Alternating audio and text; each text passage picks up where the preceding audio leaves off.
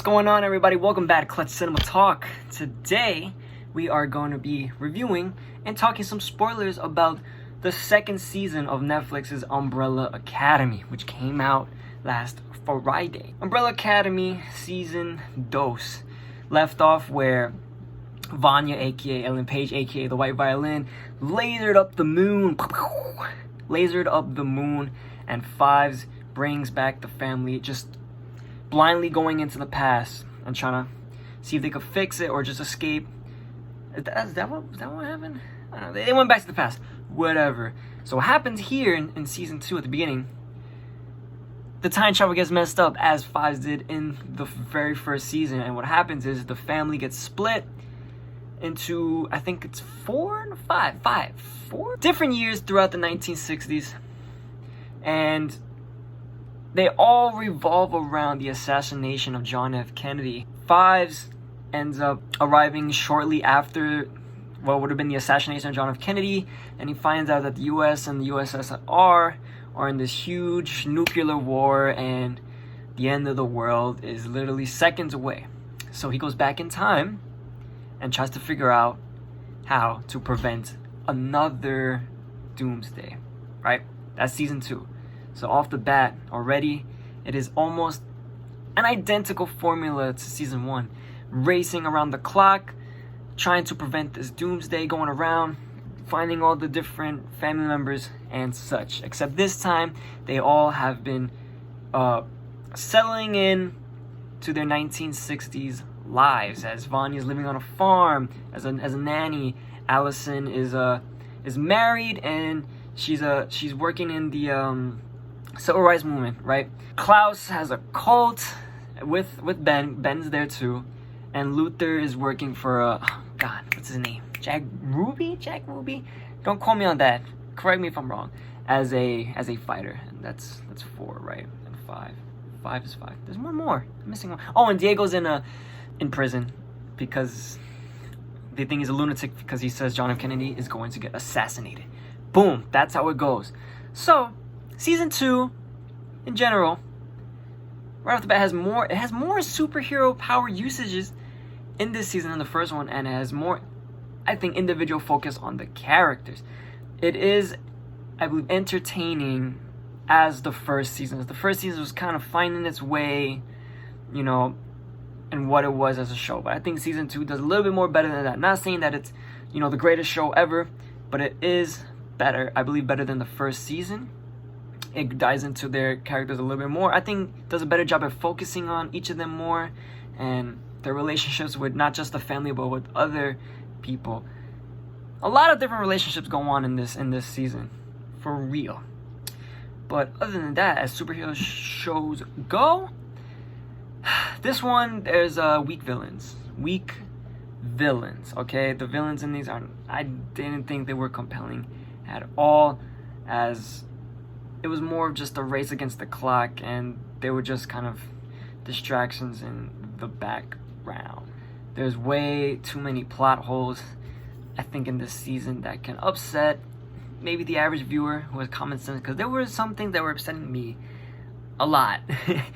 And I was like, why can't they do this? Why can't they do that? And we'll get to that in a few seconds. Spoilers now. Okay, spoilers. This season, like the first season, focuses on time travel. Time travel is a big player in the Umbrella Academy, and time travel is always a little touchy subject because you got to establish the rules of time travel. Well, there you are, because in different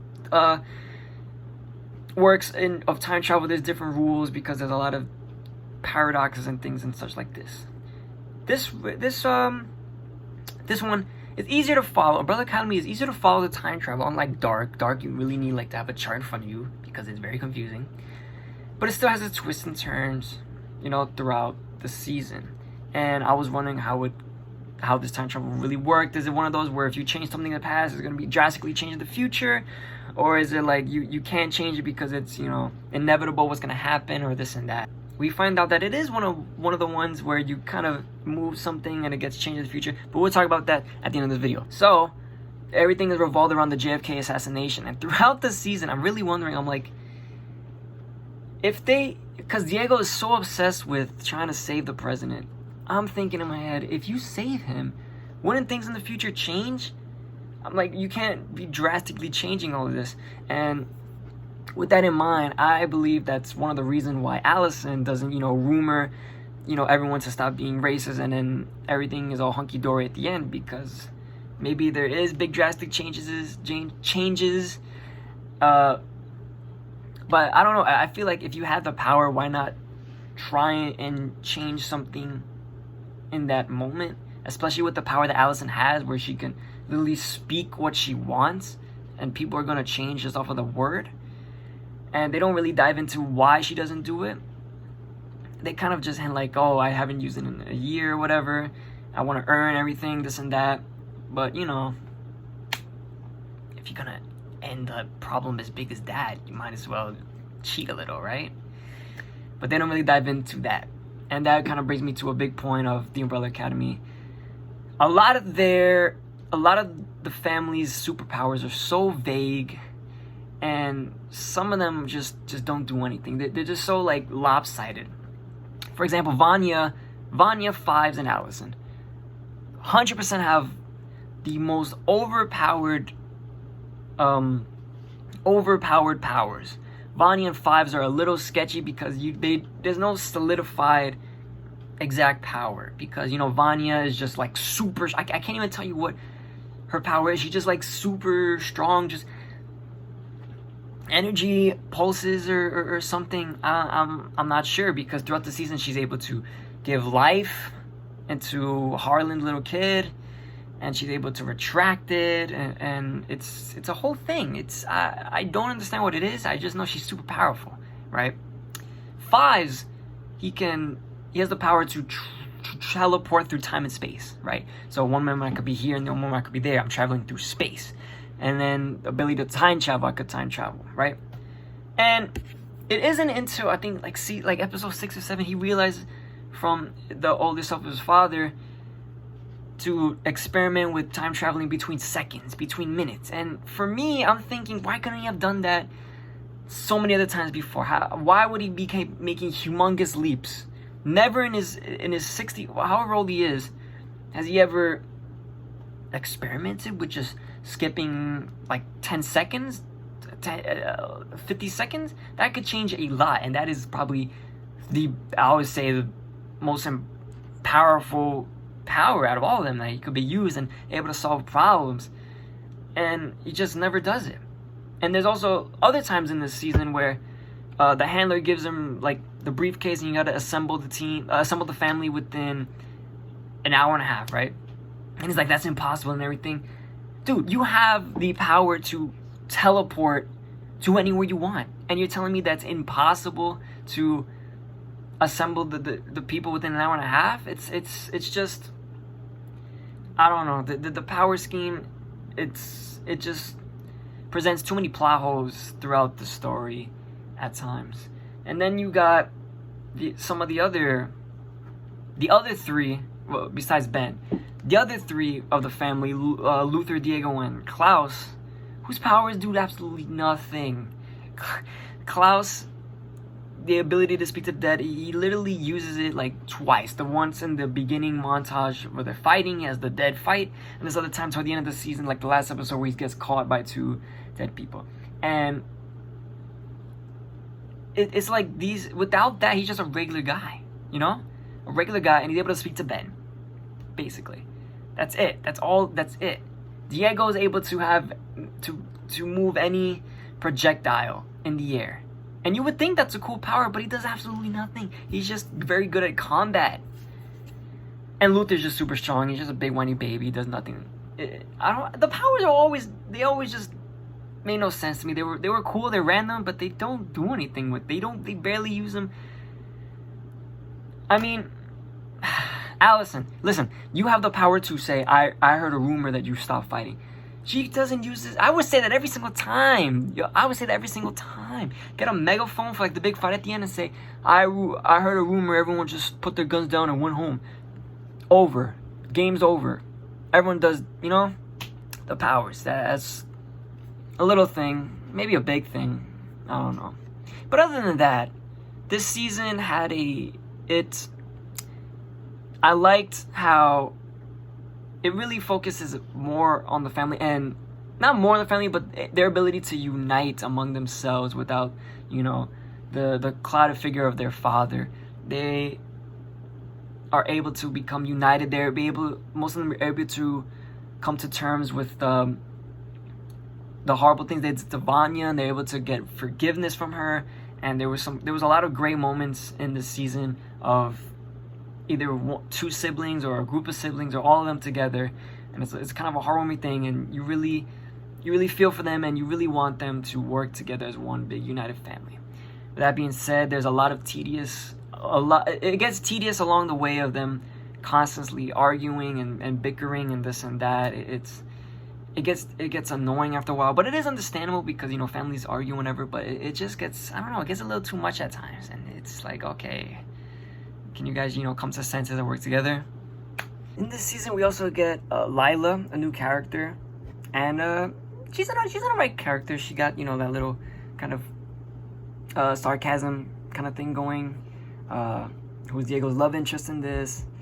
She has this whole twist at the end where she's actually one of the kids that was born on the day where all the other kids were born, where the Umbrella Academy was born. She has one of those superpowers, and it was an interesting twist. You kind of could see it coming, but the power that they give her I thought was lazy and is not that interesting. Her power is to mimic the other powers of the kids, like the Umbrella Academy, so she's able to mimic the powers. She mimics Vanya's energy kind of posting. She was able to mimic Fives' teleportation thing, and she was able to redirect Allison's "I heard a rumor" thing back at her. And the mimic power, it's not that interesting, because first of all, you have to have other powers out there in the world to be able to mimic that power. So it's only really good when you're fighting other people. And I get she's super combat majig but could have had a weird other kind of power. It's just a mimic thing. It wasn't interesting enough. When I saw it, I was like, are you serious? That's what her power was? And she disappears at the end, so you don't even know what really happens to her. She'll probably pop up later in season 3 maybe, but we don't know what happens to her. So it's kind of like a unsatisfied conclusion to her character, if it is the end. Alright, so the villains, the Swedes, those 3 Swedish whatever, they suck. Alright, I thought they were bomb secondary villains. I felt the heroes really nowhere in danger. I don't know, they just weren't as cool, I guess, as oh my god, Mary J. Blige and the other guy from the first season. They weren't as menacing, they weren't as interesting, they didn't speak. It was cool they had white hair, but that's basically it. The Commission, woo! They suck. Okay, the Commission sucks. That's one of the plot holes I'm talking about. This whole organization is able to control time. They're able to monitor time and fix things at will, right? And literally, they just suck. They barely use that power at times. The Swedes, I guess, they work for the Commission, whatever. I would assume if you're in an organization that's able to control time, you could be able to kill anybody at will, and instead of chasing them, you have the ability to control time. That's such a humongous power, and they just suck. Even at the end, the huge, big CGI fight of them all running, trying to shoot them, these guys can't shoot for jack. They are so bad, and you can't even spawn closer to them, or at least behind them, instead of everyone just being, in this huge line. The handler, she was just annoying. She didn't, with her big, behind the scenes puppet, whatever. The fight scenes in this series is, it's okay, nothing memorable. Like I said, the powers are just so vague that sometimes you can't even get a memorable kind of fight. I guess the part where Fives is fighting each other, old Fives and older Fives, when they fight each other, they're just whatever. And most of the fight scenes are carried by the music soundtrack in the background, very Guardians of the Galaxy kind of style, and it's not memorable. It's kind of boring. I'll say it, the fight scenes are kind of boring. I think the best parts of this series are the parts where they're interacting as a family and kind of having that family dynamic, not the fight scenes, which is kind of sad for a superhero show that the fight scenes aren't the best. But what can you do? Overall, Umbrella Academy 2, it's not bad. It's entertaining. I think it is better than the first season. It still has their flaws. Every show is gonna have their flaws. It does have their flaws, but it is a good series, a good season. If you have nothing to do, which you probably don't, go check out Umbrella Academy 1 and 2. It's, what is it, like 20 episodes? You can do that in a week. It's fun. It's lighthearted. They got some good jokes in there. They got that serious tone in there. Also, season 2, they with the 1960s kind of aspect, they dive into the whole civil rights movement and the whole LGBT kind of scenario going on in the 1960s, like that, and they dive into that, right? So, got something to watch. Umbrella Academy 2. I recommend it. It was fun. It was good. Got some jokes in there. You're gonna like the characters. Umbrella Academy 2. It's good. Let's go. Alright. So, until next video, I will catch you. Yes, sir. All 5 of you who only watch my videos. I'll catch y'all next time. Alright? Deuces. Bye. Yeah.